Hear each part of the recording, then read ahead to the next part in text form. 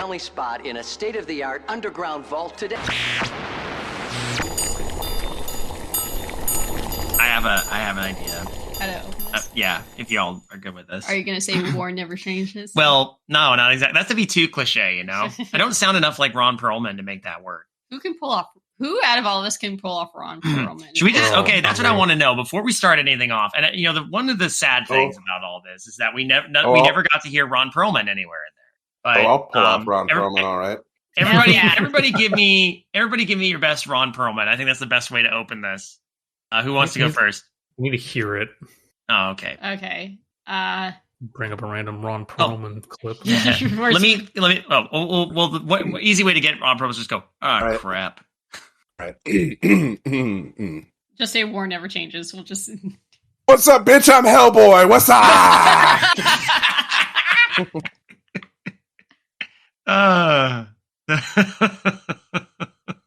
Oh no! Trying to do the Lich from Adventure Time is not a good idea. I forgot that was him. Yeah. He's done so much. It's like my name is Hannibal Chow. Oh God. If I could speak French, I would do the City of Lost Children.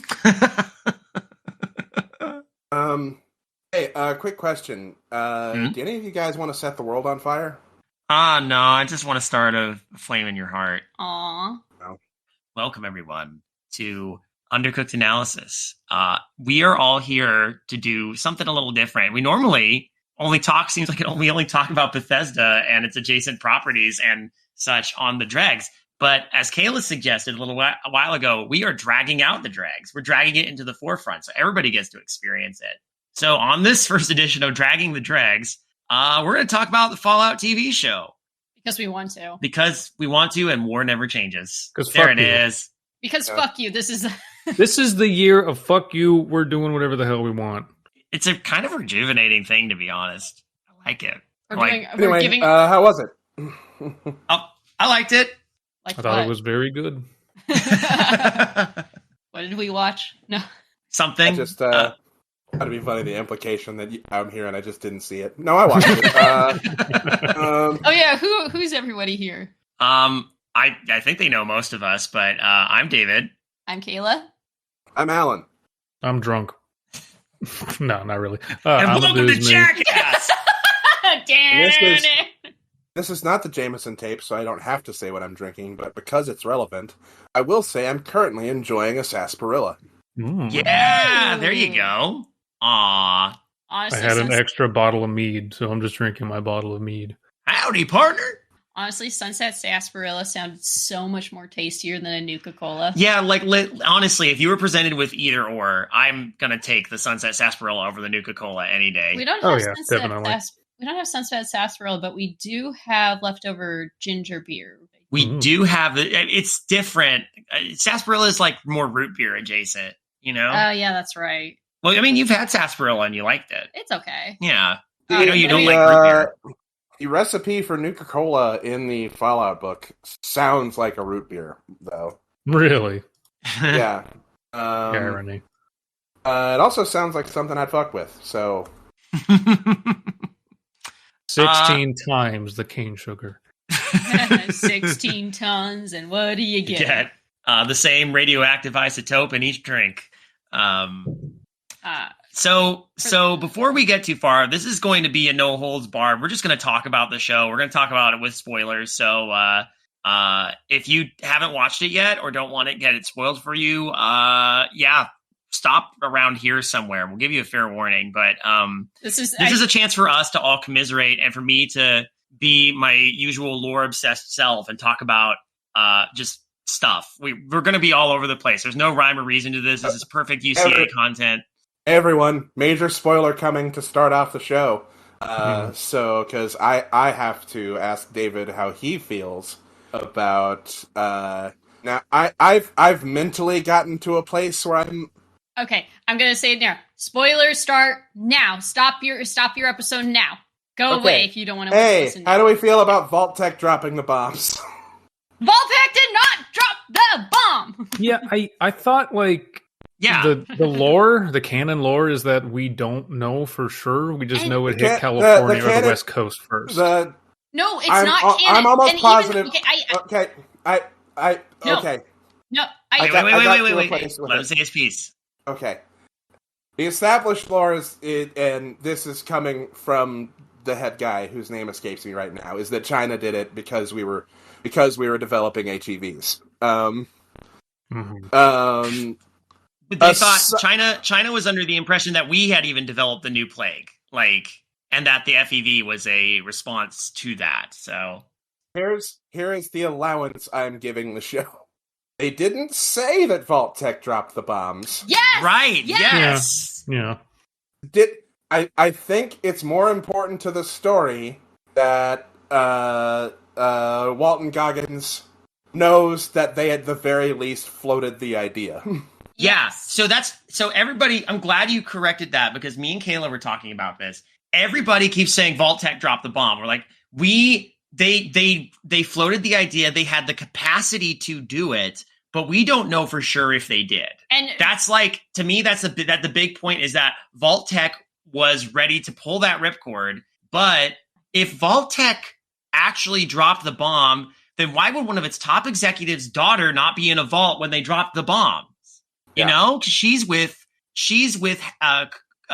Cooper Howard when at that kid's birthday party when Los Angeles starts getting blown to hell. Also, in New Vegas, there actually is a point where Robert House tells our courier that I had an idea of when the bomb was going to be dropped, but I was 20 hours off. Uh-huh. I think he had an idea when Vault-Tec had planned to drop the bomb, but I think someone beat him to it. And this is assuming House had that in mind, as well as his other predictions, because I'm going to say right now, one of my legit favorite moments in the entire show, just from someone who cares about the lore, is watching everybody in that Vault-Tec meeting turn cartoonishly evil, except House, who's still super fucking skeptical about the entire thing and is totally leaning back and saying all the right stuff and not giving anything away. And I'm just never like, oh, he's got this. He knows what's going on. The House always fucking wins. And keep in mind, I'm not someone who is always pro Mr. House, but I like that his character is seemingly intact. You know what I'm saying? I want to zoom out real briefly, because as fun as that scene was, I kind of felt like it was too much. And in this season, it was nice that we started getting some reveals towards the end, but did we need to have that entire boardroom meeting explained at this time? Because it goes if you play through, most of the Fallout games, you don't get much. Like this, as far as the Fallout universe, is a shit ton of backstory that is accelerated. It kind of felt like a little too much, and it was trying to clue in maybe TV audiences who don't play the games, which I understand. Yeah. But they already teased a season 2. It was kind of like, and here's everyone's motivations for everything. Oh, okay. Well, I guess the mystery's gone a little bit. I mean, that was one of my minor nitpicks with it. I mean, just when they started going into all the stuff about the vaults and the experiments, I was a little bit like, oh, yeah, but again, that's why to me, House hit it like from the video game. Yeah, that's what it felt like. What if we like the guy? Okay, the chief scientist of West Tech is there, and he's just like, what if we had a vault where we created super mutants? And I'm like, oh, stop. I'm sure they hinted at it. I chalk it up to, because in these days of streaming, you don't know if you're going to get another season. We're not in syndicated television anymore. So maybe it was, let's try to just, go out with a fucking bang and try to hook people and sell ourselves for a season 2. But you already are like, hey, we're going to New Vegas in season 2, which I audibly stood up and cheered at. Like a fucking when I saw that, I went, fuck yeah. Yeah, that was David and I too. We were like, we screamed. There were 2 times David and I screamed. One was for that, and the second one was seeing Matt Berry by the pool. Yes. One of the things I wrote on I made a Facebook post about just my thoughts after watching the season the first time. Spoilers, I've watched it twice now. Nice. Was I had a moment where I was like, oh man, that better not be all the Matt Berry they give us. And then it was like, here's actual Matt Berry. I'm a little sad that they didn't take the Mapberry robot as a companion. Ah, I was waiting for him to get fixed up.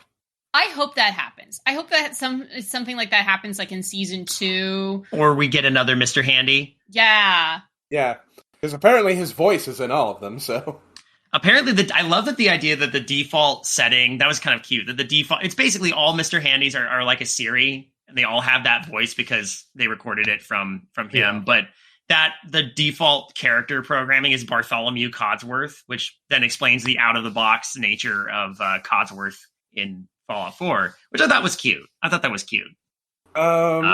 So really, what's going to happen is normally when people talk about this show, they just talk about the show. We're talking about it like, and this is exactly what I wanted. Rewatching the series made me realize something I thought was an error that they did not plan for was not. So that was good. Big final fight between the Ghoul and the Brotherhood of Steel. He mentions like a weakness in their armor that he remembered how to exploit. Yeah. And earlier in the show, he has a shootout fight with Maximus, and I was like, wait, why didn't he just kill Maximus there and then? Because there is a throwaway line about the armor having a tempered lining. I will say the final episode, for the most part, the pacing is very good up until the final episode, and then all of a sudden they're like, "Oh shit, we got to cram as much as we can in." Yeah. One of my notes is, I think they could have. Hold on, are we to assume that no other T-60 pilot used tempered lining? None of them. I think Maximus mentioned it like it was something like rare. He just said does he say it's rare? I don't know, man. There's a whole there's 3 legions that drop on that final battle. No one went with tempered lining. I mean, whatever. Like, these are nitpicks, but I will say going a little earlier. I liked when the Brotherhood showed up at the Initiate training place, and they were all staring at the power armor like they were just in utter awe. And I know you were there for this moment, Abysmii. I was like, I love the fact that they are treating power armor like it's rare again, like it's something unique. Yes. Fallout 4, everybody and their dad had power armor, so it's like nice to have it be the other way around. This might be my lack of lore knowledge, but there was this one thing that bothered me, and maybe I just didn't know this as well. But there's a point when they run into the fiends, and she's like, "Who are the fiends?" And he says, "Oh, they eat people." I'm like, what the fuck? That's the first thing you say? And also, that's not what defined them, right?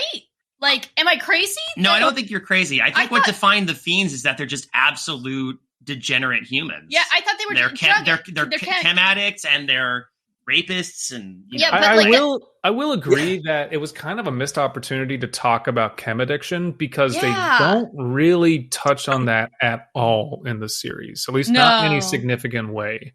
No. But maybe it was maybe they're saving that for, I don't know, the cons or something that'll get a bigger spot in season 2. I don't know. But here's my issue with it. The fact that he says, oh, they're defined by being cannibals.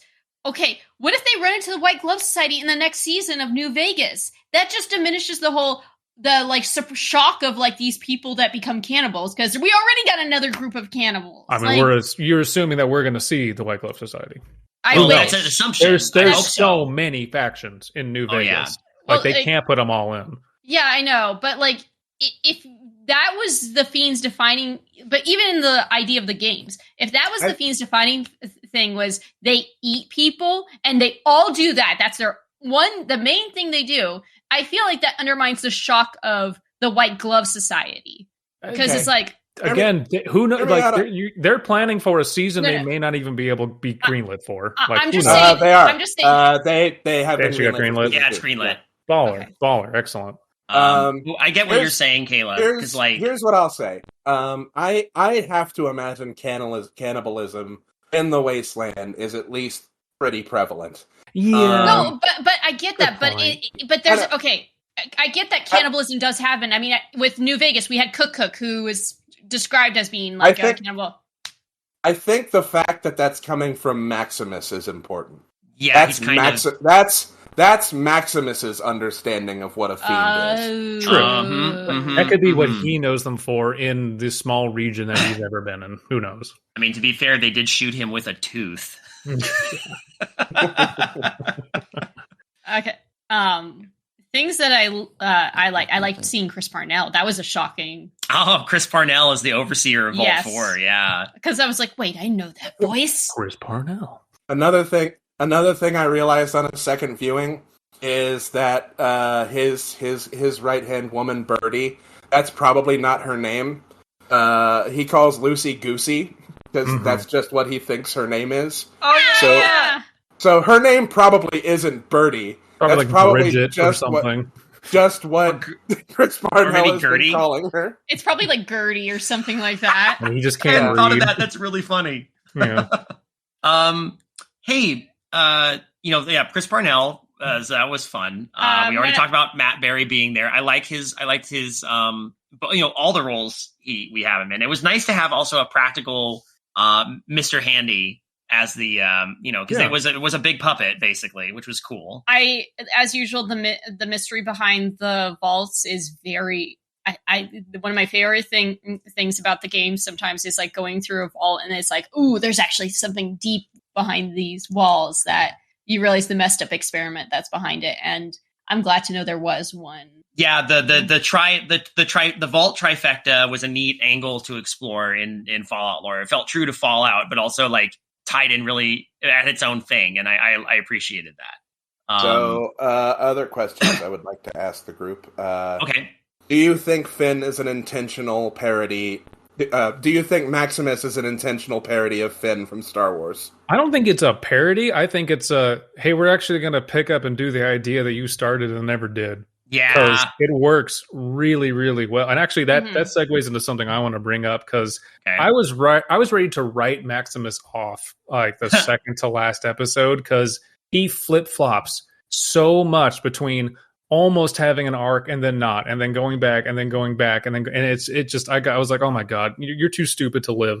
And then at the he has the idiot savant perk, gang. Well, at the very end, like the failing upwards comes full circle, and it's so well executed to me. The fact that he's standing there, he's felt the sting of betrayal. He finally found the people that hurt him that he wants to hurt. His entire purpose for joining the Brotherhood, and he failed in that. And he's just kind of dumbfounded. And the rest of the Legion come up and are like, "Oh my God, you killed the faction leader! All hail Maximus!" And it just like beautifully, beautifully came together. And I said, "Oh, I get it." Yeah. And I just don't see that in a lot of media these days. And I thought that was really, really cool. Like just very, very clever. Also, I agree with you. I also would like to bring up. So, for the most part, it feels like a regular violent rated R show. Violence is amazing, but in episode 6, when they get to the vault, 4, Vault 4, and Lucy uncovers it. There's this one part because David and I were like joking, like, "Oh, look, Kyle MacLachlan's here. I wonder if David Lynch will direct an episode." Lolo. And then it gets to the part where she sees a video of a pregnant woman giving birth to piranhas that eat her alive. And I'm like looking at David like, maybe David Lynch did direct this. What the fuck did I just... That was like so trippy. I've been wanting to do something like this since Eraserhead. As long as no one watches this on their fucking phone. That was Wait, this is going to be on Amazon? Fuck that.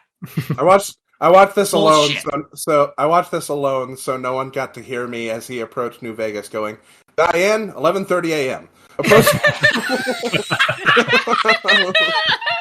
Approaching the city of New Vegas." Oh no! By the end, Dave and I were like, "Oh, it's Evil Cooper."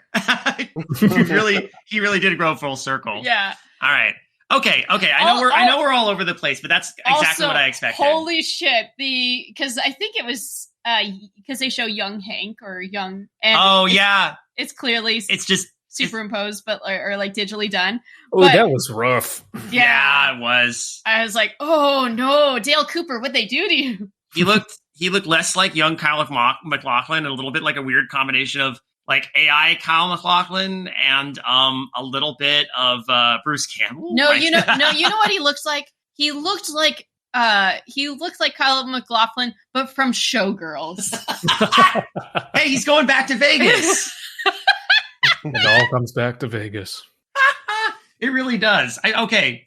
So, oh my God! Vegas was also the main. it was in the Return in Twin Peaks: The Return. There we go. It all comes back to Vegas, baby. There's one note that pops up 3 times in my notes for the series, which is, why am I attracted to noseless zombie Walton Goggins? Okay, his lines, his dialogue is so good. It is so on brand for Fallout. And that was my one like biggest thing, because when we saw the trailers and the sneak peeks, I was like, okay, it looks good. Clearly, they have put in effort for sets and costumes and all that. Please nail the tone. Please nail the tone, and they did really well, especially through him. It did. Yeah. Oh, absolutely. And you know what? I saw something to that effect where someone wrote, incel men always complaining about it's the way that they look, that's like men look, that's like an important thing, and that's the only thing women care about. Mm-hmm. Women are already writing thirsty fan fiction about the ghoulified version of Cooper Howard, so don't give me that bullshit.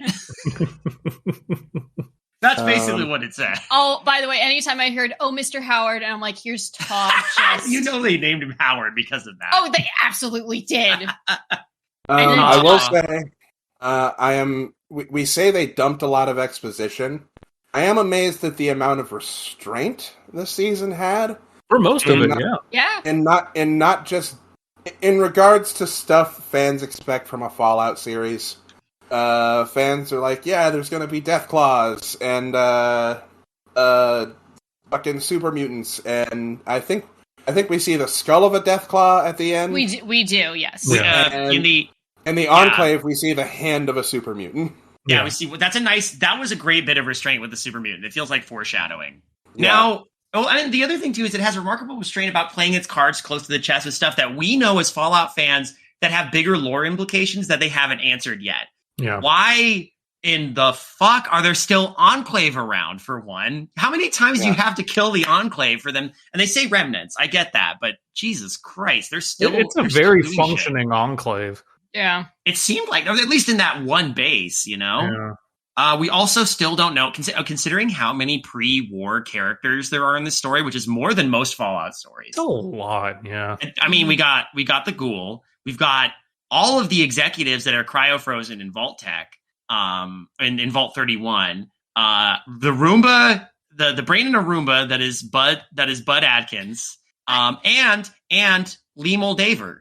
Well, is also pre-war somehow, and we don't know how. But you say my best guess is she was either cryo-frozen or she's a Conrad Kellogg situation where she's a cyborg. You say that, but like, there's plenty of Fallout games where Fallout 4, it opens with you being a pre-war Well, this character. is true, but that's more of a recent. And then, I mean, with New Vegas, we have Raul, who talked about his life pre-war. Oh, true. And then also, if you want to, there's the in the DLC, we got Robo Brains who talk about their life pre-war. It's there's the DLCs for the new Fallout 4. Spoilers, for one of them, you actually get to solve a murder mystery that involves Robo Brains. But we don't follow them closely. We don't. That's true. They're usually all the pre-war characters. I think it's the same amount as a typical Fallout game. Okay. But I think we don't usually follow them that closely. It's usually characters you come across over time. Yeah. So I guess that's a good point. This is an exercise in kind of exploring those sort of stories. Yeah. And again, I think that was for people who don't know about Fallout, and they're gonna, if they didn't, it's kind of damned if you do, damned if you don't. If they didn't do this exposition dump, they're probably afraid that people were going to be like, well, you have to, what happened? What happened with the boardroom meeting? You have to tell us, it's important. And no, it's not. But if you don't know Fallout, you would think it is. Yeah. And you mentioned that, Paprika has only touched upon the Fallout games, doesn't really know the lore that well. Mhm. And you said she enjoyed it. Oh yeah, no, she really liked it. I think she pretty much everything we praised it for that's not lore specific are the same things she loved. She loved the pacing, the setting, the outfit. She was just drooling over the T60 armor. And who wouldn't? Yeah. No, it looks great, and she just got her new computer. So I said, okay, we got to get New Vegas on that and get all the DLC so you can start playing for season 2. So yeah, like it's a very well constructed show. It's very very well done, and being a fan of Fallout is just a plus. Yes. So which one of us is going to run Fallout on the Twitch Creative Horror Twitch channel? I'm really thinking about doing a Fallout 76 stream. Holy shit! Yes. 25 years after the Great War in Appalachia. I played Fallout 76 for like a week, and it's fine. Yeah. I think it took 10 years to become fine. Yeah. But ever since the show came out, there's now an option to start out a character at level 20. Oh, cool. Oh shit. So I might. I still haven't beaten Fallout 4. We've talked about this. I've made. We just recently progress. completed the main quest of Fallout 4 and Far Harbor. Still haven't done Nuka World, but I have made significant progress into Fallout 4 like 4 times, and have stopped every time. If Abysmii decides to stream him playing Old World Blues, I will watch the fuck out of that. I'm like halfway through it. The I could. best DLC, the best one. Are we talking about the best one? Yeah, the best one. Yeah. How do you feel? You bet your ass. How do you feel about it, Abysmii, so far? I mean, I love it. And I'm rarely, I mean, depending on the game, but like in an action, FPS, I don't like sitting around listening to dialogue that I can't skip or that I don't like have the option to enter into for the most part. I'm a fast reader. This is the first time I've just like sat and listened to an incredibly long conversation, a scripted event, and not had a single problem with it because all the heads talking to each other was fucking hilarious. Yes. I love walking around and just hearing the mad scientist just blurt out random nonsense. It's so fucking fun. I'm loving it. I'm so glad to hear that. There's my favorite one intelligence moment happens in that DLC. You're given the quest to get a password for something. I don't remember exactly what it is. But if you have one intelligence, you can skip that whole quest. Because the password is ice cream. And if you have one intelligence, you are given the option to respond to one of the brains, ice cream! Ice cream! Thank you, sir. One of my favorite moments in the DLC so far is you can go to the biodome where they all used to live, and it's just fucking empty. Yeah, and it's eerie. It's so you think you're gonna get snuck up upon, but after you clear like the initial like guards or whatever, like there's just nothing, and you're just going through all of their old houses, and it's just a very slow break where there's like little ambience. I just thought that was really well done. Oh, it is. It is. You get to pick up all these little cues about their lives and who they are. So you piece together whose house is whose. Go ahead. Okay, back. Going. I was about to say going back to the show. So yes, go ahead. Going back to the show. Is it weird to say? I know how violent the Fallout games are. I'm kind of shocked to see that violence occur in the show. I know that it's Amazon, and yes. But I don't know why it kind of surprises me that I'd expect to see that strong violence. Yeah, it's surprisingly brutal. Like, I don't know if Fallout games are particularly known for, like, and not everybody uses the bloody disgusting perk. Well, depends. I guess it depends on what kind of person you are. I mean, it never bothered me, but I've known people who are like, oh my gosh, that game is so violent. I'm like, it is? I'm like, we're desensitized. yes. But then I think the initial maybe just comes from the fact that this is another video game show that was well done, which hopefully we continue with that streak. But that would be nice. Yeah, I think it's just a little surprising to see an adaptation of a video game show that isn't afraid to be as violent as its source material can be. Yes. Maybe that's just what it is. Mm-hmm. No, that's a good point. And I'm glad it didn't shy away from it, because it does, and at the very least, it continues to emphasize the brutality of life in the wasteland. Just really gets the point across that this place sucks. Everything here sucks. Even if you're in a place like the whole thing felt so great and gritty and disgusting. I love that. Okay, I want to put a pin in the environments because that's going to lead me to wanting to talk about certain things involving the broader lore. But we talked about Maximus. We talked about the ghoul. Mm-hmm. What about Lucy? How does everybody feel about Lucy? I love within the first 5 minutes, she says, "Yeah, I fucked my cousin." Yeah, she fooled around with her cousin. I mean, there's which makes sense. Like, it makes sense for the context. And I'm like, the fact that they just put that in, it's like, okay, well, we're not really, pulling any punches here. Wonderful, thank you. Well, also, there was a lot of hints in that a lot of the Fallout shelters, if they stayed long enough, eventually they're going to end up fucking their cousins, and because that's what happens when you don't have.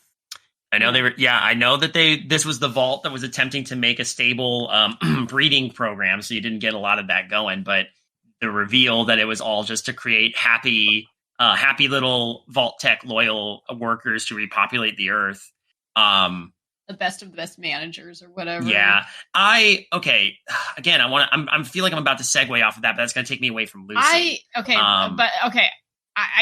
think I get what you mean. So you know how there's that one vault where which I still find probably the most fucked up is where they harvest. The eugenics vault 75. Yeah, the one where let's see which kids are the strongest and smartest and all that. Yeah, that one. And then you harvest their DNA and shit. Yeah. So that felt I could understand.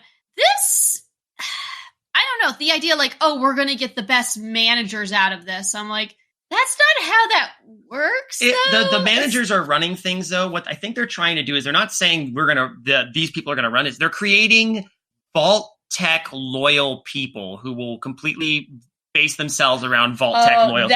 They want to populate the Earth with essentially loyal customers. Basically, people who adore Vault. That's true, because Lucy was told the whole time it's pro Vault Tech, pro Vault Tech.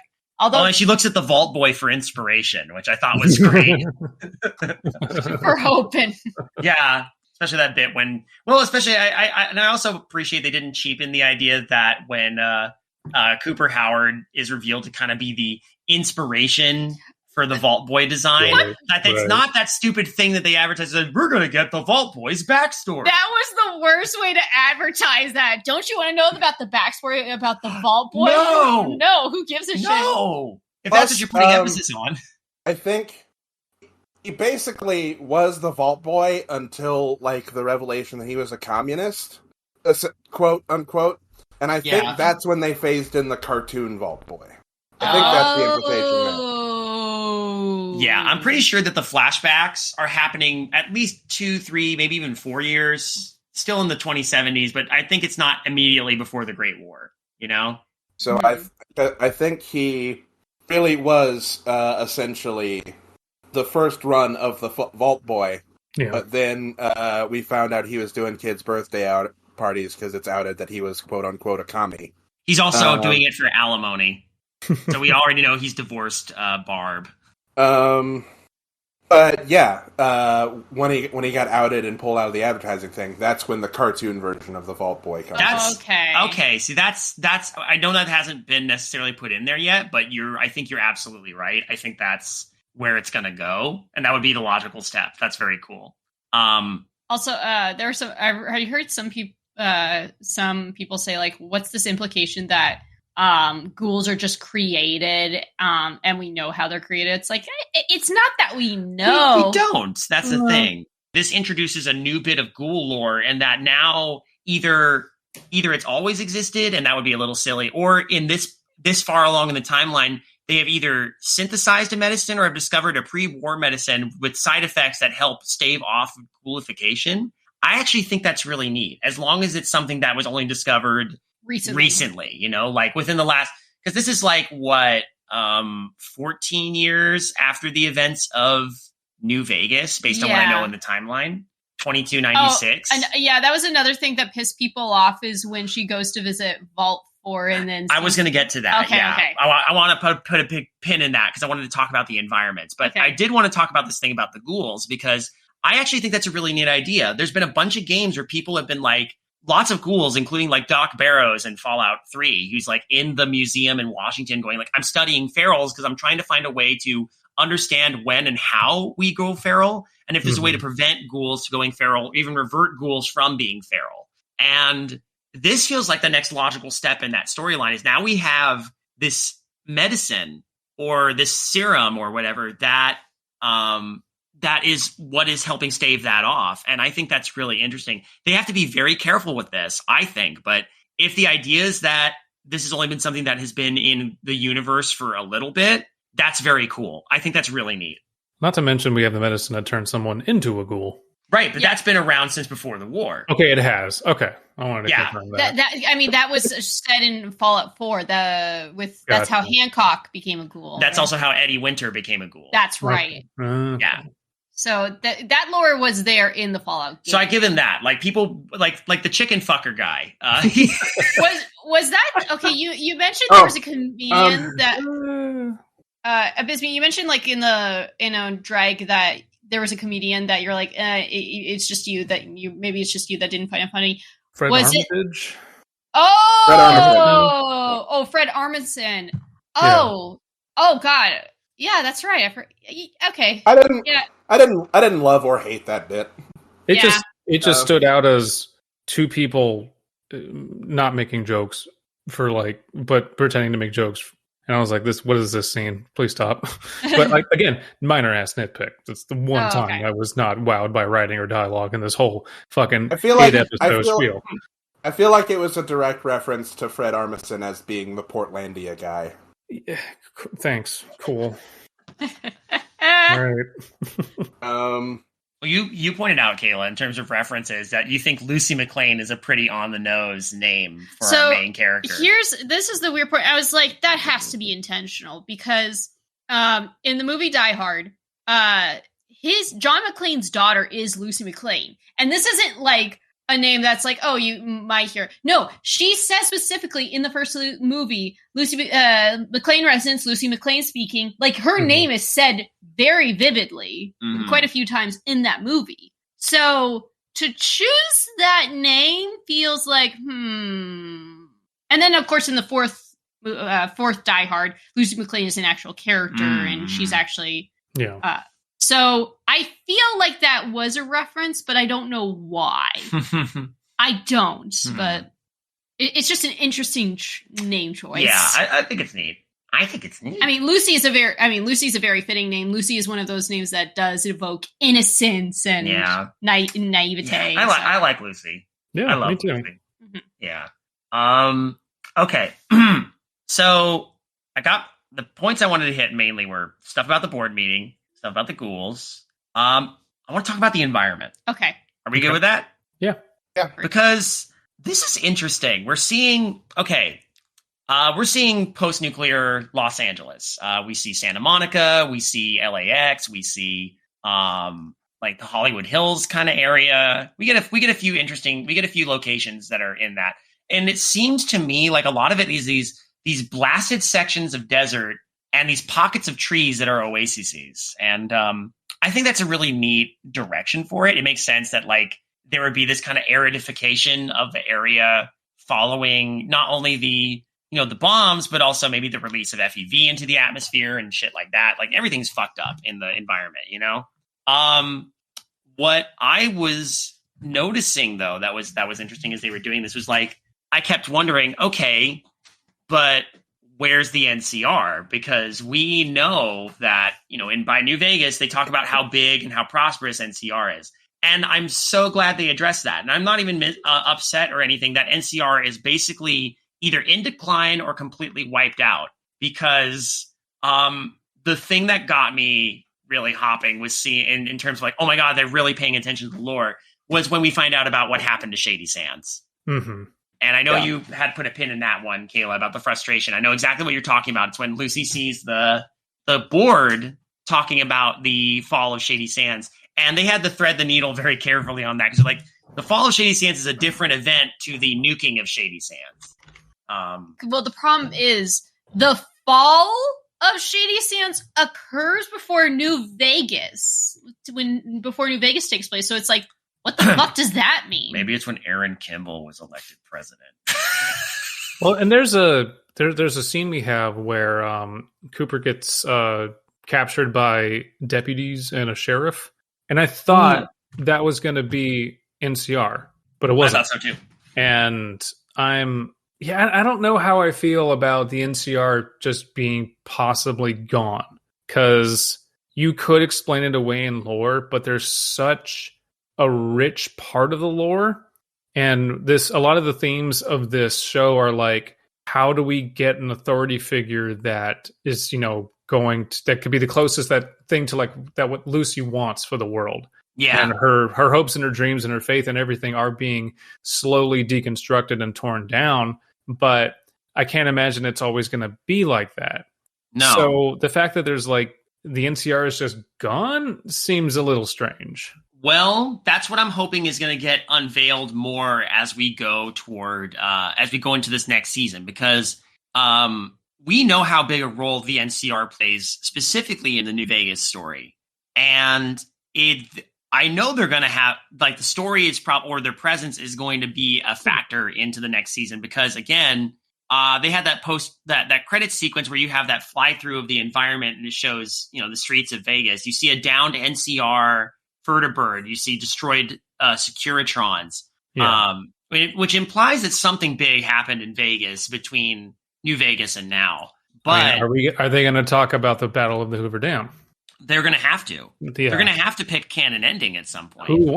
Which one are they going to pick? And how many people is it going to piss off? Side with? Are we getting an independent New Vegas? Are we going to see Yes Man? I hope so. Or are we going to get Mr. House? Like, I want to know. It'd be weird if it wasn't Mr. House.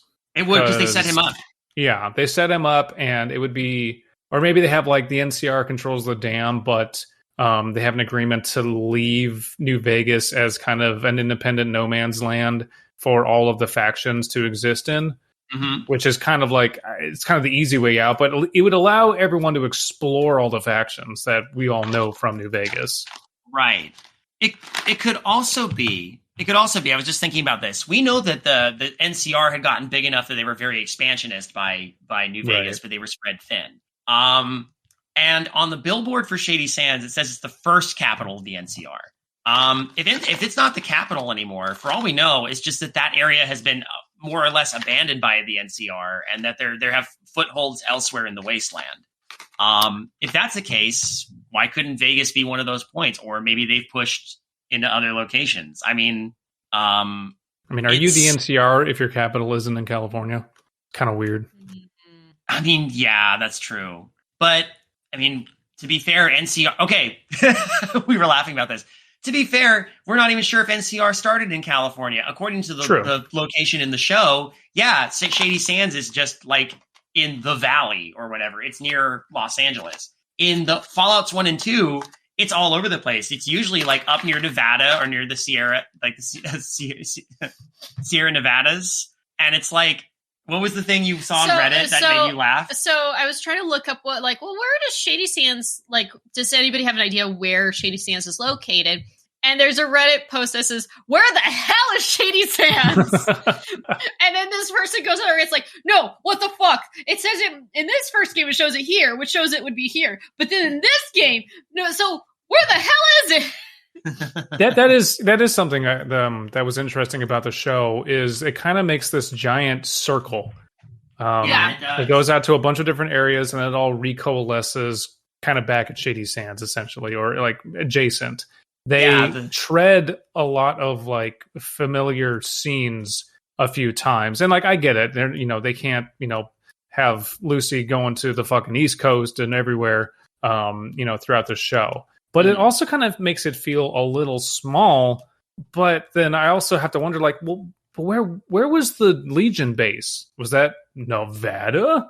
Was it Utah? Was it still like Mojave? I don't quite know. I think they were far enough east that they needed to go west for a bit. I would say maybe it is Utah, or maybe it is Nevada, or even Arizona. If it's Arizona, then they have to contend with Caesar's Legion. That's a lot of walking on foot. Then again, they flew on vertibird for a bunch of it, though. But then again, Bobby passed. What? Why do you think? Well, okay, that's true. He motherfucker. I walked around Caesar's Legion. But best fucking New Vegas mod.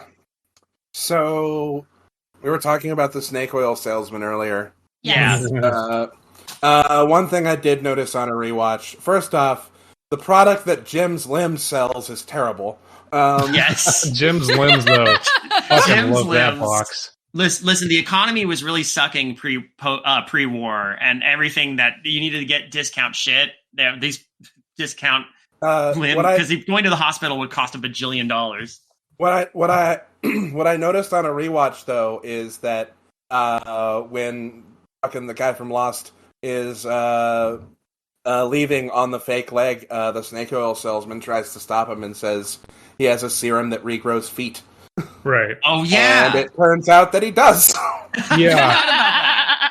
That was actually I did like that turn of the story of and I kind of guessed after he said that that line of like a lot of radiation out there, not that you have to worry about that, and I went, oh fuck, he just got turned into a ghoul, didn't he? Yeah, he's gonna slowly become more ghoulified, I think. If we see Thaddeus again later, he's gonna be more ghoulified. Thaddeus's reaction though is so great. He's like, Thaddeus, I think you're a ghoul now. Oh fuck! Oh god! They're gonna kill me. And since we're talking foot related stuff, everyone's favorite. I do hashtag feet. Tell us how you really feel, Alan. One of my favorite moments is where they acknowledge Fallout's glitches, and Maximus gets his foot caught on the environment. That's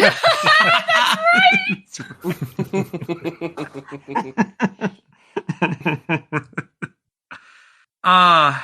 Anyway, so on the Shady Sands front, though, like, it doesn't bother me if Shady Sands gets moved around where it is, and its destruction being a huge blow to the NCR. I'm still looking for answers about what actually happened. Like, the fall of Shady Sands is just a precursor to this, then what the fuck was happening to NCR before its destruction? We get a glimpse of it. I thought that was cool in the flashbacks with Lucy and her mom and Lee, and you actually get to see it. And fun little detail. I love the fact that one of the Sandcrete obelisks is still in the town square, even though they've clearly advanced beyond the Adobe buildings that they used to have there in like Fallouts 1 and 2. It's neat to see because everybody in New Vegas talks about Shady Sands and the NCR in its prime, and it's cool even for a second to see how New California's in its society might have actually looked.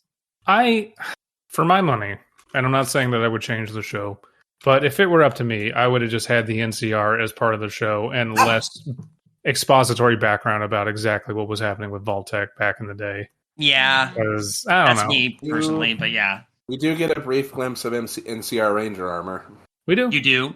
Scavenged by those people. Wouldn't it be sick if, like, in the second season, Veronica appears and she actually is played by Felicia Day? They'd be about the same age now. They would actually. Yeah.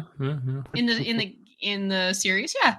And she's now living her own life post. Show creators, if you're listening, please give us Felicia Day as Veronica. Holy shit. And have her beat the fucking shit out of things. Have the power fist. Yes. I want to see her beat the shit out of things and just murder things. Imagine my surprise when the NCR armor came off and it's Eric Estrada. Oh yeah, that was wild. I'm like, what's he doing here? Chips is forever. It's clearly scavenged, but Yeah. Still on the sunset of the NCR idea, though, watching that battle at the end at Griffith Observatory was legit brutal. And I think they did a really good job, in my opinion, making it be like, this is just pointless. Look at these people slaughtering each other. It just feels bad. And I mean that in the way that... Right now, that is my favorite use of the Griffith Observatory in anything ever. I agree. Just personally speaking. Yeah. I mean, just to me, just watching these people slaughter each other is one of the first times in a long time I've watched media and gone, this is so senseless. Like, from a story perspective, and thought, this is brilliantly done. War never changes, and you get to see how pointless this all is. Because these people are just survivors of Shady Sands. And what's fucked up, like, what they could do. So, and this is something going back to how Maximus feels like a continuation of Finn's original storyline. It really feels like Lucy is kind of following the hero's journey in this show. Yes. Oh, absolutely. And so season 2 is going to have to be our lowest point, as low as it's gotten. It's going to have to be real tough. Oh, for if sure. If she thinks that she's seen some brutality here, wait until she meets Caesar's Legion.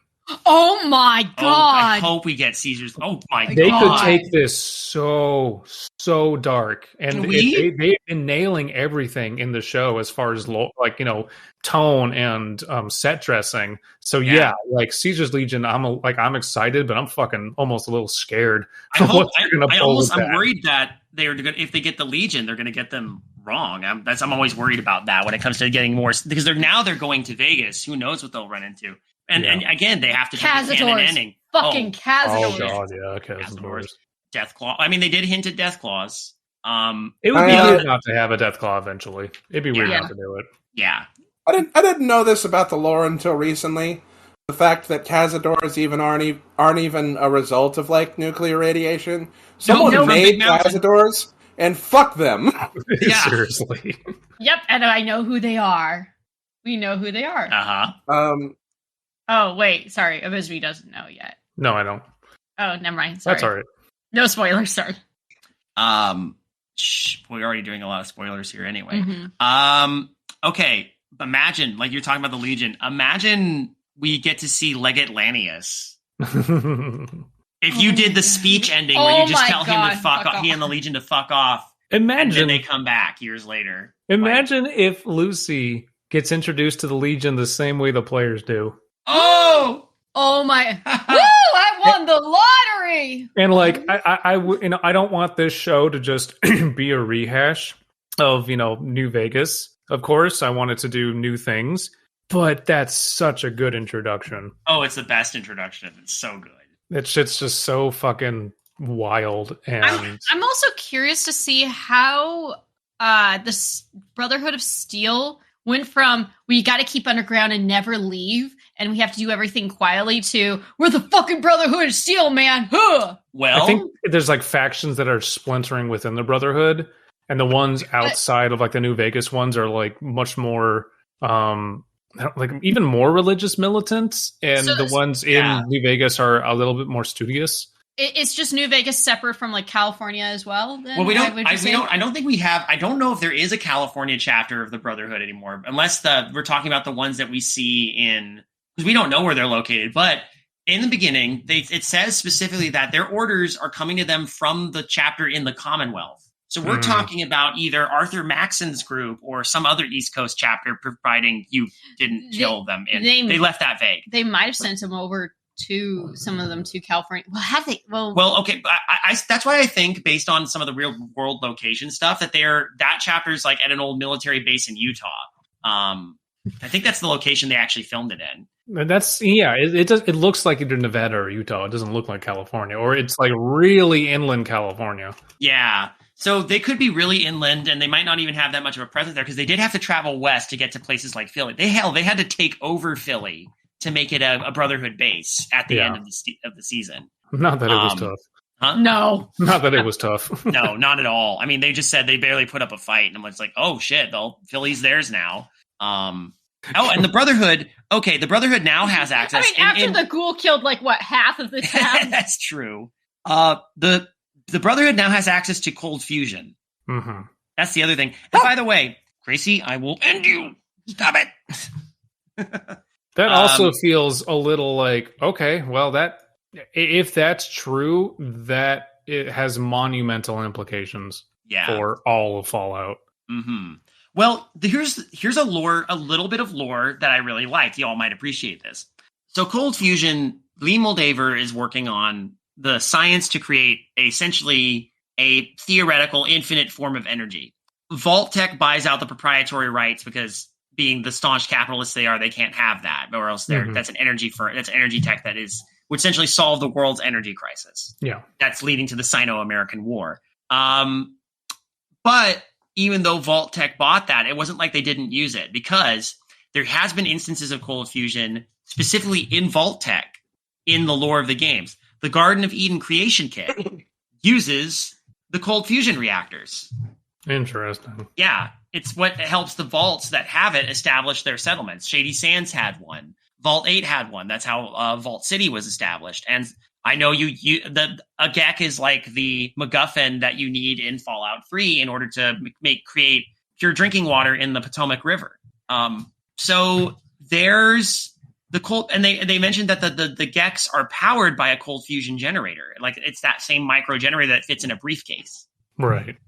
Hey, is Lee Moldaver a synth? Maybe, yeah. Oh, Maybe. I didn't think about that. Maybe. Did they mention synths at all in this season? No, they didn't. Yeah. I was going to say, if not a synth, then maybe a Kellogg kind of situation where she's a cyborg, maybe? Maybe. I like the idea. If she's a synth, that'd be cool, but I don't know. If, as has been said several times, everyone knows who Moldaver is, maybe there's multiple of them. Maybe.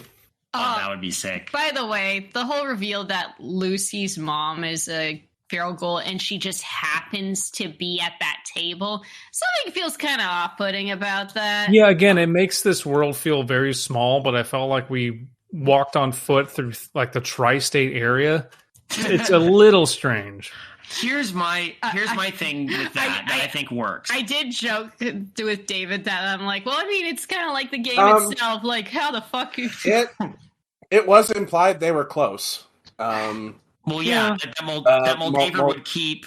Yeah, that she would keep Ghoul Rose around seems like a weird quirk of hers. Like, it didn't feel that weird to me personally. I thought it was kind of like, hey, by the way, I just happen to have your mom right here. Surprise! Your friendly bartender. Like one of the first things Moldaver says in like the big bad guy reveal is that you look like your mother. Yeah, true. Mm-hmm. David thinks they were in lesbians. Yeah, possible. Because at the end, she's like, we did it, Rose, and like hold her hand. I'm like, that's gay. I wouldn't keep the ghoul corpse of my lover around. That feels weird. No, I wouldn't either. Granted, I don't live in the Fallout universe, so yeah, no. Also, Moldaver's kind of fucked up anyway. So sorry, David. Yeah. It's okay. I know if you went feral, I'd put you down. I'm sorry. Yes, please. I really, really liked how they handled ghouls going feral. Constantly trying to remind themselves of their name. Everyone who portrayed that in the show did it very, very well. I thought it was a very nice touch. Mm-hmm.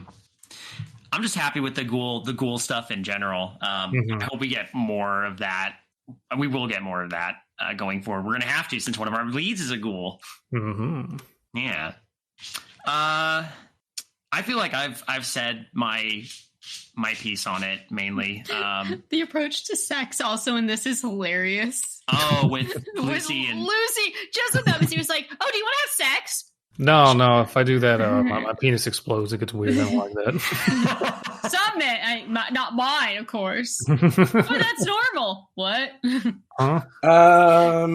What do we want to see in the future? I want to see energy and / laser weaponry. Yes. Want to more Matt Berry. More Matt Berry. I would really like to see. I mean, it's a long shot, but Jason Bright. I would love to see Jason Bright in the Repcon facility. That would be cool, but it's asking a lot, and or maybe not Jason Bright, but like just something along those lines. Something very just Ray Punk and the cool shit you get in New Vegas that just feels so out there. It would be really cool. But and if they, just keep with that tone, I'll be very happy. This maybe be wishing too much, and I don't think it's feasible, but God damn it, if the fans doesn't want to see Joshua Graham. Oh, yeah. I also would. I would another one. I would like to see the Kings. Yes. Oh yeah, that would be fun. Some of the goofier gangs, I'd like to see the Kings. I'd also it'd be cool if they had any references to Marcus and the friendly super mutants, or the quote unquote friendly super mutants that live up in the ski lodge. It'll be weird if we don't see super mutants in season 2. We're gonna have to see super mutants. Yeah. And give me a straight up horror episode. Yes. Where our protagonists are in close encounters with like a death claw and are sneaking around a death claw. There's so many caves in New Vegas. It would be cool to do one with a death claw, like stalking them through it, and maybe that's a tunnel from point A to point B. That'd be so sick. I would like to see Caesar's Legion as well, if possible. I'm assuming we're going to get it. It'd be so weird if we didn't. And yeah, I hope that they're. I can't wait to see people in those outfits. I'm so excited for it. Just one of my random notes is all the 50s stuff is cool, but my favorite aspect of the Fallout aesthetic is big chunky pistols. I want to see an NCR Ranger roll in and do something cool while Big Iron plays in the background. I want Big Iron to play in the background. I want Mr. New Vegas to be on the radio. You get Wayne Newton's still alive. Get Wayne Newton to do it. He's still around. I want something that we're not going to get, unfortunately. I would have loved to see Matthew Perry as Ghoul Benny. Oh, if he were still alive, he would have ran over and be like, I will fucking do Benny. Put me in, coach. Do it. He fucking loved that series. Oh man. Aww. Rest in peace. Yeah. Okay. I'm going to also add, the biggest thing for me, the most realistic thing in my opinion, though, I don't necessarily need there to be Caesar's Legion. I don't even necessarily need to be NCR. I want good lore reasons for some of the stuff that hasn't been explained yet. That's the biggest thing I care about right now, is that they stick as close as they can to the lore. They can do their own thing. That's fine, just as long as it doesn't drift too far, as Tim Kaine put it when it came to the lore drift. I don't want it to drift too far from the source in terms of to the point where it might retcon something, because they can pick a canon ending to New Vegas. That is fine. I just need there to be a satisfying, this is what happened to the NCR. This is what happened to the Legion. This is what happened to Vegas. Well, what would be satisfying if we don't see the NCR? Oh, there's somewhere else. Okay, that's probably the best case scenario. No, but then tell us why. Even if we get a good explanation as to why, you are taking out, let's say both of them and Caesar's Legion are in New Vegas. That's going to be weird. That's going to be the two omnipresent factions gone. I don't think they can do that. They got to do one or the other or both when it comes to them being involved, even if it's just remnants. I don't even care if it's remnants of NCR. We legitimately go ahead and lean into, hey, NCR is basically kaput. They're in decline, or there's only remnants scattered in the holdouts since the destruction of Shady Sands or whatever, or the death of President Kimball. Just keep it satisfying. So far, I'm okay with the questions that have been raised about the NCR. And again, this is not coming from someone who ever has done an NCR playthrough. I don't think it's a faction I would join. It's just important to know where they were in the timeline. This is a faction we have followed from Fallout 1, from humble beginnings in Shady Sands to eventually being one of the major political powers on the West Coast in this post-nuclear world, and then watching them fall to corruption as they pushed east in an eastward kind of manifest destiny kind of deal, Yeah. To me, that's important. And to me, it's important to not discredit the role that the New California Republic has in the universe as a faction. And I felt like this tiptoed around that. Like they could have gone badly and it didn't, but I'm still waiting for those answers. What happened to NCR? We in this whole breakdown didn't even talk about who was probably my favorite character in the show.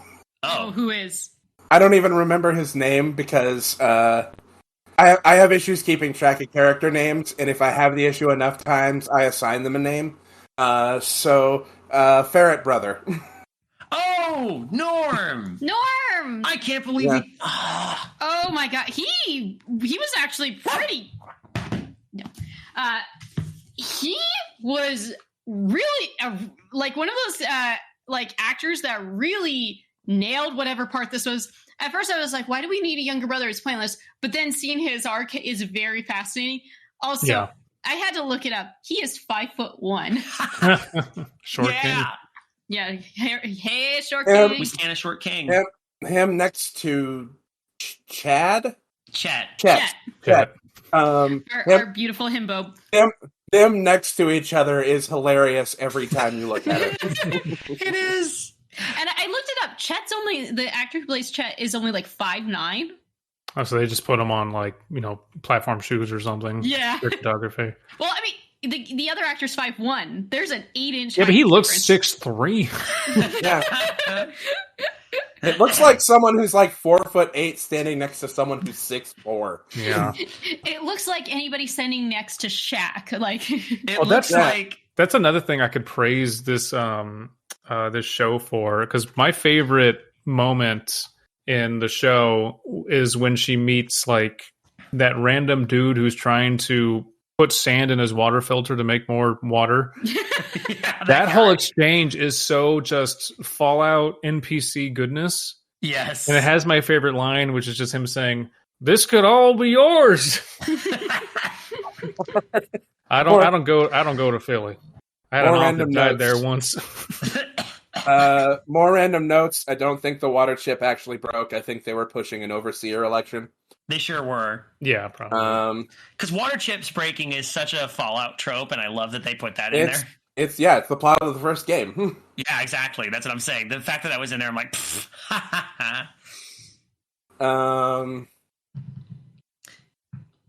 everyone having a Pip-Boy that early was kind of weird. We had 3 vaults connected to each other. That alone was weird. But I grew okay with it more as we went along. Oh yeah, for sure. I'm with you.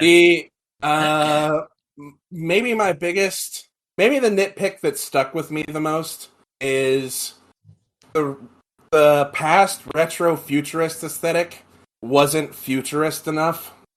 Mm-hmm. I'm with you. It went a little too 50s on. I would say it is way, way, way too. Like, apparently people who don't know the lore watch this show and assume that's an alternate universe 1950s. Mm-hmm. Mm-hmm. No, we needed more of the tech, I think, to make it make sense. Like, there's Zach's AI, there's more robots around, there's friggin' monorails and the atomic powered cars, and we needed to see more of the future tech. And strange for how much time we spend in that time period. True. And they didn't capitalize on that. It's very weird.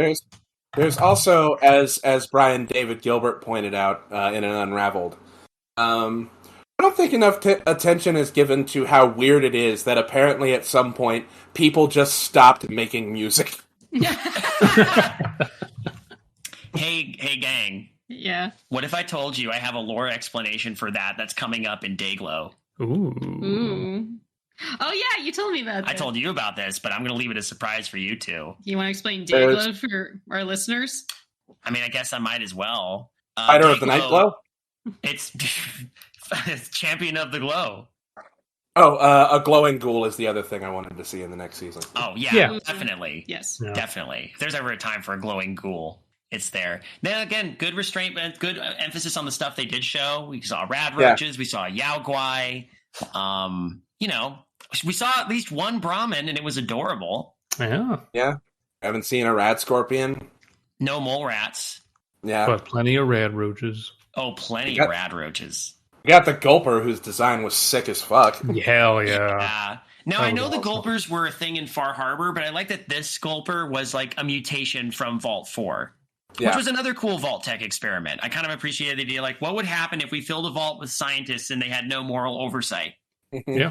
Welcome to Rapture.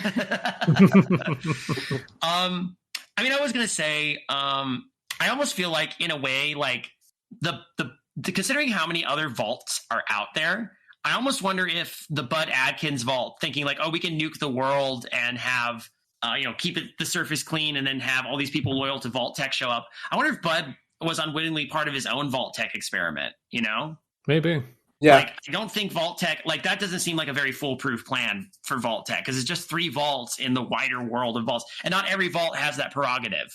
If that was really Vault Tech's entire goal, then it would be implemented in every vault. But I think there's more going on to that. I think even Bud was being duped, and that's why he's now operating on a Roomba. I like that Bud's whole pre-bomb drop personality is the guy at work who no one likes. Oh, that was good. Okay, so I feel like are we getting close to wrap up, because I can talk about Dayglow. Yeah. Bud's the guy who says stuff like synergy and handshakefulness. He was a really well done in that respect. He's that guy. I love it. And you could just see both. God, my brain says the ghoul, but Cooper's face anytime he appears, like, oh, fuck me. That's fucking guy. So good. We're just being too polite to say, please shut the fuck up. Yeah. So Dayglow is a tabletop Fallout game that I am campaigning that these 3 lovely people are the player characters in. And without going too much into it, it's set in 2186, so it's between the events of Fallouts 1 and 2. And it's my attempt at having a kind of an origin story for a place in the Fallout lore that's not super well touched on. Basically, it's my chance to kind of explore how...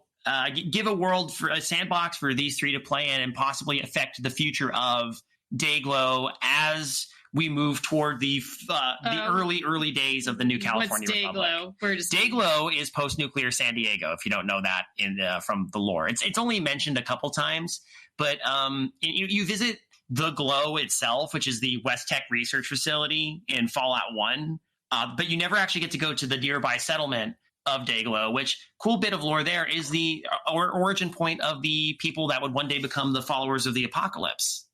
Oh, I want to see the followers. I want to see the followers in future iterations of the Fallout show. I mean, 2nd season or somewhere else, That'd be nice. Absolutely.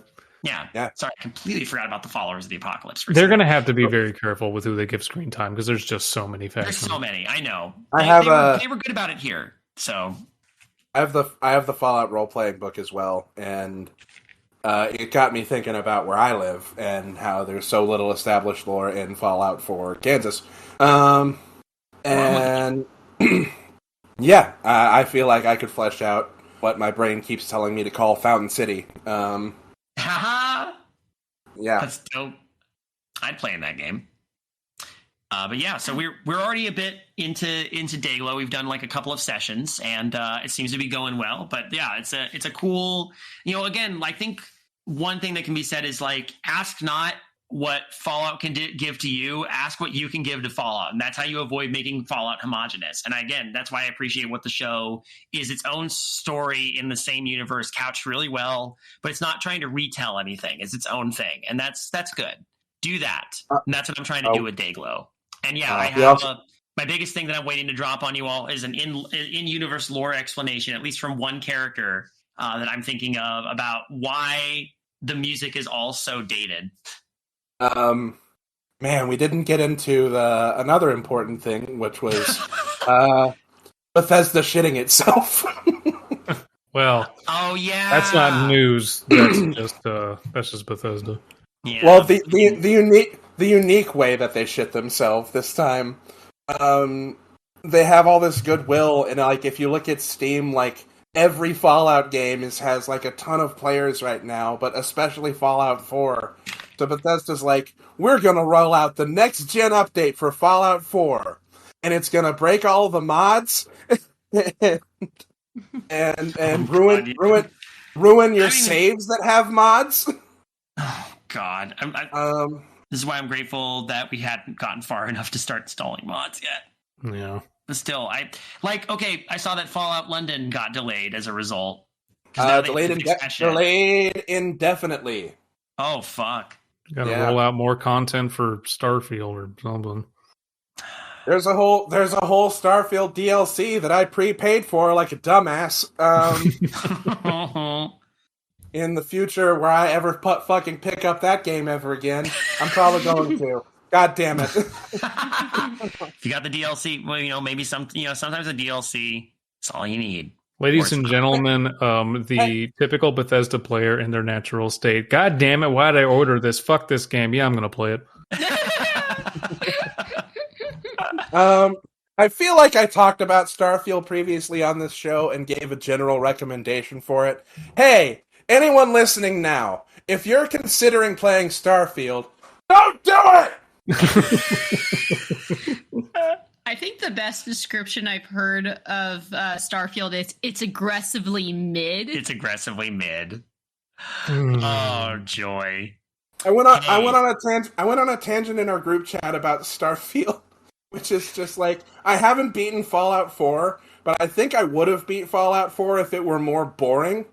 Because, like, 40 hours into Starfield, I'm gay married to a cowboy, and I'm the best at, like, charming people and pistols. And that was the peak of the game for me. And I played the game for 160 more hours. Holy shit. I'm just hoping Elder Scrolls is not fucked up. Whatever new installment they make. And it's 160 hours of me like, okay, I go to another fucking identical temple and work out and do another fucking identical puzzle to get a goddamn superpower because I'm the Starborn. Yeah, you heard me, everybody. The Starborn. That's the plot of Starfield, is you are the Starborn. Like the Dragonborn, but like stars? That's... Gee, this is the weirdest remake of Star is Born that I've heard of at this point. Hey, video game devs, stop making procedurally generated galaxies. You're not good at it. No. Stop making a bunch of planets that don't mean anything as a selling point. Motherfucking hours, you work towards the goddamn ending. So just because, like, I have to see the end of this, I have to see why this is like the way it is. There has to be some justification for this at the end. But no, there isn't.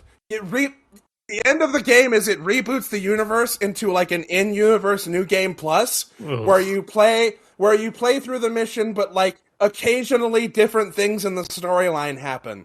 And it's so very occasional that it took IGN like 4 playthroughs of the game to realize that it happened.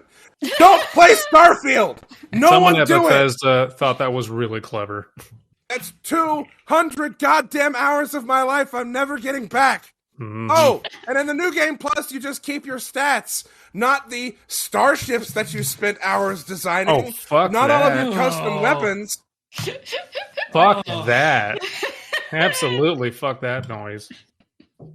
40 hours into Starfield, I recommended this game to our listeners, and this is 200 hours later, Alan apologizing, and that game can eat my whole fucking asshole. I'm probably going to play the DLC. This is why I don't pre-order games anymore, especially not Bethesda games. I give it a month minimum. So anyway, yeah, I really like the Fallout TV series. Yeah, go watch Fallout. Yeah, that's great. Go watch it if you haven't. We do it's it only like 8 we did. Subscribe to Prime for 2 seconds, watch the entire show, then unsubscribe from Prime until the next season. That's how I really like that it was only 8 episodes. Me too. It's easy to consume pretty quickly. We watched like 2 a night for a bit, and then by the end of it, we were originally going to do 1, and they were like, "Oh no, this is good. We need to watch the next one." We started on a on a Thursday and did 3 episodes and went, oh, fuck, we have to go to work. And then Friday night just binged the rest of it. There you go. That's the way you do it. You play the guitar on the MTV. By the way, if you'd like to, hey, everybody, if you'd like to get your money for nothing and chicks for free, if you're not subscribed to this podcast, sure, we appreciate getting your feedback. Hey, thanks for listening, first of all. And we are, we enjoy hearing what you all think. If you stayed to the end of this very unhinged, off the dome nerd rant from all four of us, thank you for that. And, if you want to give us feedback, you can give us feedback wherever you listen to this. Ratings and reviews are always appreciated. We like to talk to people, so that helps. We've got some cool stuff coming up on the horizon. Is this the point where you announce? Well, sort of. I'm going to leave that to Dr. Satan. Dr. Satan has an announcement to make. It should be out around the same time this does. Keep an eye out, keep an ear out. Maybe it'll be out by now, maybe it won't. But Dr. Satan's cooking up something. Also, pay attention to the Creative Horror website for the reveal at the same time. Indeed, creativehorror.com is where you want to go, and that's where you can find all of our fine podcasts, which include the Jameson Tapes, which dropped an episode this the afternoon that we recorded this. So That's nice to see. We got a brand new one.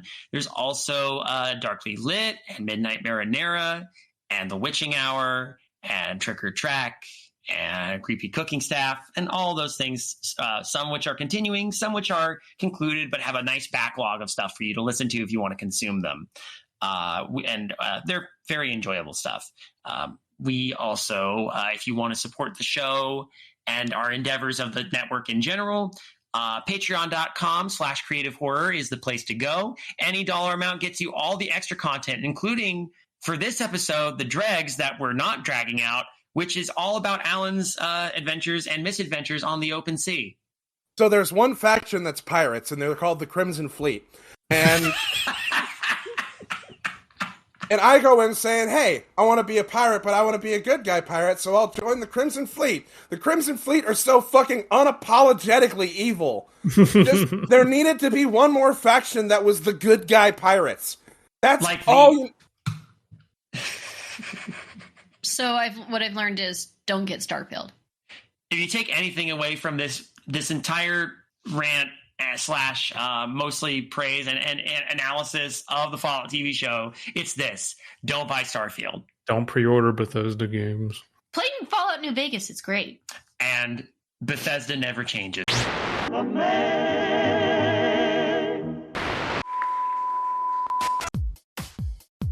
Good evening, intrepid listeners. This is the Pasta Shade, the host of Midnight Marinara, and this podcast is part of CreativeHorror.com, a network of podcasts and creators working together to build a constructive community of horror fans.